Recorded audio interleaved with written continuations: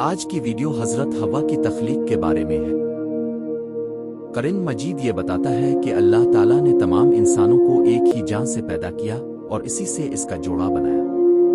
تاہم قرآن یہ نہیں بتاتا کہ حضرت حوا کس طریقے سے پیدا ہوئی۔ بعض مستند احادیث میں ذکر ملتا ہے کہ عورت کی تخلیق پسلی سے ہوئی۔ بعد کے کئی مفسرین جیسے ابن کثیر اس روایت کو حضرت حوا کی تخلیق سے جوڑتے ہیں۔ اس موضوع پر مختلف علمی آراء موجود ہیں، اس لیے اس کی تفصیلات بیان کرتے وقت احتیاط ضروری ہے۔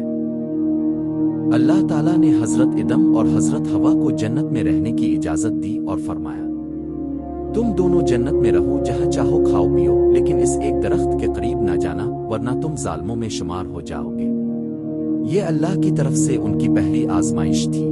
ابلیس نے قسم کھائی تھی کہ وہ انسان کو سیدھے راستے سے ہٹانے کی کوشش کرے گا۔ اس نے حضرت آدم اور حضرت حوا کو وسوسہ دیا۔ اس نے کہا کہ اگر وہ اس درخت کا پھل کھائیں گے تو ہمیشہ زندہ رہیں گے، فرشتوں کی طرح ہو جائیں گے۔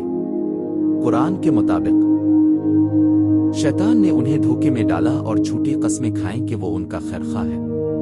آخرکار دونوں نے اس درخت کا پھل چکھ لیا۔ جیسے ہی انہوں نے ایسا کیا، انہیں اپنی برہنگی کا احساس ہوا اور وہ جنت کے پتوں سے اپنے جسم ڈھانپنے لگے۔ اللہ تعالیٰ نے حضرت آدم کو پکارا اور پوچھا کہ کیا میں نے تمہیں اس درخت سے منع نہیں کیا تھا؟ حضرت آدم نے اپنی غلطی تسلیم کی۔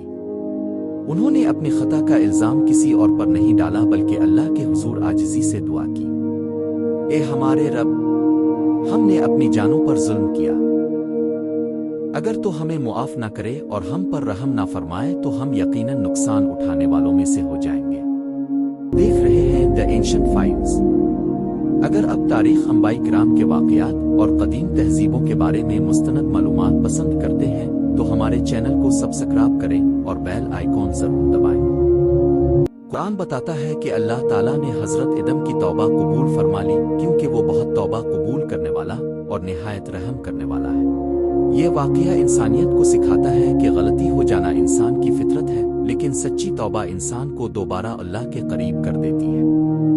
اس کے بعد اللہ تعالیٰ نے فرمایا کہ اب تم سب زمین پر جاؤ، تم ایک مقررہ وقت تک زمین میں رہو گے، وہیں تمہاری زندگی گزرے گی، وہیں تمہاری موت آئے گی، اور پھر تمہیں دوبارہ زندہ کر کے اللہ کے سامنے پیش کیا جائے گا۔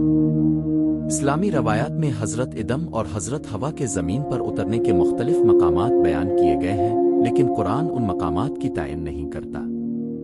کچھ اقوال کے مطابق حضرت آدم علیہ السلام کو ہندوستان کے علاقے اور حضرت حوا کو جدہ کے مقام پر اتارا گیا۔ اللہ نے کچھ عرصے بعد دونوں کو ایک دوسرے سے ملوا دیا اور ان کی غلطی کو معاف کر دیا۔ زمین پر آنے کے بعد حضرت آدم نے محنت، عبادت اور اللہ کی اطاعت کے ساتھ نئی زندگی کا آغاز کیا۔ انہیں اپنی اولاد کی رہنمائی کی ذمہ داری بھی دی گئی۔ اسلامی عقیدے کے مطابق حضرت آدم نہ صرف پہلے انسان بلکہ پہلے نبی بھی تھے۔ انہوں نے اپنی اولاد کو ایک اللہ کی عبادت، سچائی، عدل اور نیکی کی تعلیم دی۔ انسانی معاشرے کی ابتدا اسی دعوت توحید سے ہوئی۔ وقت کے ساتھ ان کی اولاد دنیا کے مختلف حصوں میں پھیلتی گئی، اور جب بھی لوگ اللہ کے راستے سے ہٹے، اللہ تعالیٰ نے ان کی ہدایت کے لیے مزید انبیاء بھیجے۔